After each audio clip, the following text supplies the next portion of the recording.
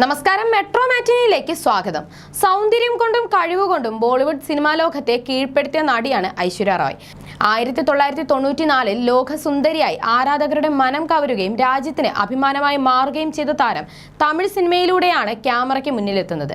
മണിരത്നം സംവിധാനം ചെയ്ത ഇരുവരിലൂടെയായിരുന്നു ഐശ്വര്യയുടെ അരങ്ങേറ്റം. പിന്നീട് ബോളിവുഡിൽ എത്തുകയും സൂപ്പർ നായികയായി വളരുകയുമായിരുന്നു. പിന്നീട് അഭിഷേകുമായി ഐശ്വര്യ പ്രണയത്തിലാണെന്ന വാർത്തകൾ പുറത്തു വന്നപ്പോൾ ബച്ചൻ കുടുംബത്തിന്റെ പണത്തിലും പ്രശസ്തിയിലും നടി ആകൃഷ്ടയായി എന്നാണ് പലരും പറഞ്ഞു പരത്തിയിരുന്നത്. ഇന്ത്യൻ സിനിമ കണ്ട ഏറ്റവും ആഡംബരം നിറഞ്ഞ വിവാഹമായിരുന്നു ഐശ്വര്യ റോയുടെയും അഭിഷേക് ബച്ചന്റെ. എന്നാൽ കഴിഞ്ഞ കുറച്ചു നാളുകളായി ഐശ്വര്യ അഭിഷേക് വേർപിരിയലിനെ കുറിച്ചാണ് ബോളിവുഡിലെ ചർച്ചാ വിഷയം. വിവാഹമോതിരം ധരിക്കാതെ അഭിഷേക് ബച്ചൻ അടുത്തിടെ ഒരു പരിപാടിയിൽ പ്രത്യക്ഷപ്പെട്ടതാണ് അഭ്യൂഹങ്ങളുടെ ആക്കം കൂട്ടിയത്. പിന്നീട് ഇരുവരും ഒന്നിച്ച് പൊതുവേദികളിൽ എത്തിയെങ്കിലും വേർപിരിയൽ അഭ്യൂഹങ്ങൾ ഇതുവരെയും അവസാനിച്ചിട്ടില്ല. അഭിഷേകിന്റെ അമ്മ ജയ ബച്ചനും സഹോദരി ശ്വേതയുമായുള്ള പ്രശ്നങ്ങളെ തുടർന്ന് ഐശ്വര്യ ബച്ചൻ കുടുംബത്തിൽ നിന്നും പുറത്തായതായുള്ള ചില റിപ്പോർട്ടുകളും കഴിഞ്ഞ ദിവസം വന്നിരുന്നു. അമിതാഭ് ബച്ചൻ അടക്കം മരുമകളിൽ നിന്നും അകലം പാലിച്ചു നിൽക്കുകയാണെന്നാണ് പൊതു ഇടങ്ങളിലെയും സോഷ്യൽ മീഡിയയിലെയും ഇവരുടെ ഇടപെടലുകൾ കണ്ട് ആരാധകർ പറയുന്നത്. ഇതെല്ലാം കാരണം ഇവരുടെ വിവാഹമോചനത്തിലേക്കാണ് സോഷ്യൽ മീഡിയ വിരൽ ചൂണ്ടുന്നത്. ഇതിനിടെ വേർപിരിഞ്ഞാൽ അഭിഷേക് ഐശ്വര്യയ്ക്ക് എത്ര രൂപ നഷ്ടപരിഹാരം നൽകേണ്ടി വരും എന്നത് സംബന്ധിച്ച് ചർച്ചകൾ സജീവമാണ്. അഭിഷേക് ബച്ചനേക്കാൾ ആസ്തിയുള്ള ആളാണ് ഐശ്വര്യ റോയ്. അതുകൊണ്ട് തന്നെ വിവാഹമോചിതരായാലും ചിലപ്പോൾ ഐശ്വര്യ നഷ്ടപരിഹാരം ചോദിക്കാൻ സാധ്യതയില്ലെന്നാണ് ഒരു കൂട്ടർ പറയുന്നത്. ആത്മാഭിമാനമുള്ള സ്ത്രീകൾ വിവാഹമോചനത്തിൽ ഭർത്താവിൽ നിന്ന് നഷ്ടപരിഹാര തുക വാങ്ങാറില്ലെന്ന് അവർ അഭിപ്രായപ്പെടുന്നു.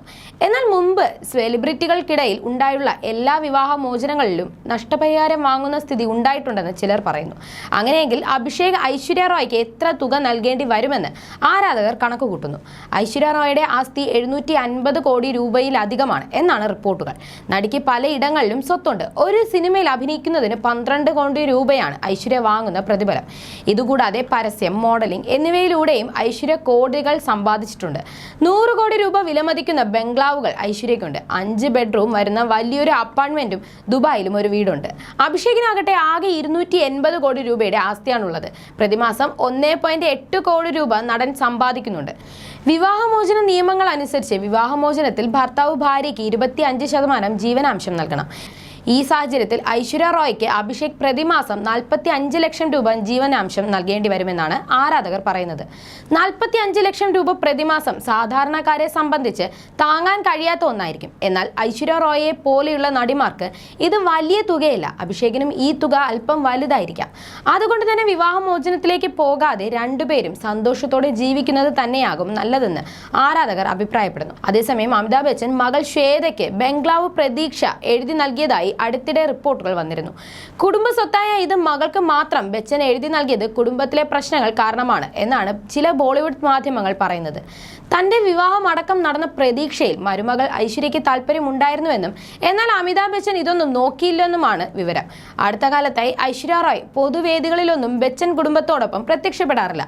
ഒപ്പം എപ്പോഴും മകൾ ആരാധ്യ മാത്രമാണ് ഉണ്ടാകുക. മുൻപ് ബച്ചൻ കുടുംബത്തോടൊപ്പം പല ചടങ്ങുകളിലും പങ്കെടുക്കുമ്പോൾ വലിയ തോതിൽ നെറ്റിയിൽ സിന്ദൂരം ചാർത്തുന്ന പതിവ് ഐശ്വര്യയ്ക്കുണ്ടായിരുന്നു. എന്നാൽ ഇവയെല്ലാം കിംവദന്തികൾ മാത്രമാണ്. ഇതിന് സ്ഥിരീകരണമൊന്നുമില്ലല്ലോ എന്നാണ് ഇപ്പോഴും ഐശ്വര്യയുടെ ചില കടുത്ത ആരാധകർ പറയുന്നത്. You're watching me on metromatney.com. on metromatney.com. metromatney.com. Subscribe for more videos.